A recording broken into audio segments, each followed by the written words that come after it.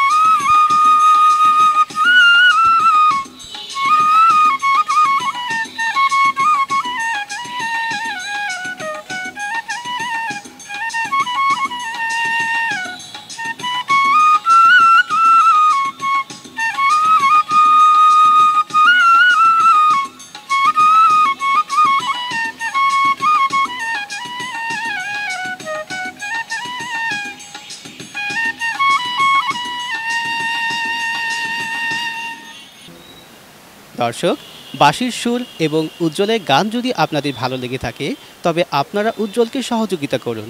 চলুন দর্শক, কিভাবে সহযোগিতা করলে উজ্জ্বল ভাই সহযোগিতা পাবে তা আমরা তার কাছ থেকেই জেনে নেই। আমি একজন প্রতিবন্ধী মানুষ, আমার এই সঙ্গীতকে নিয়ে অনেক স্বপ্ন আছে। তো আপনারা যদি আমাকে সহযোগিতা করতে চান, আমার পাশে দাঁড়াতে চান, আপনারা সহযোগিতার হাতটি বাড়িয়ে দিন। আমার সাথে যোগাযোগ করার নাম্বার 01709 788 159।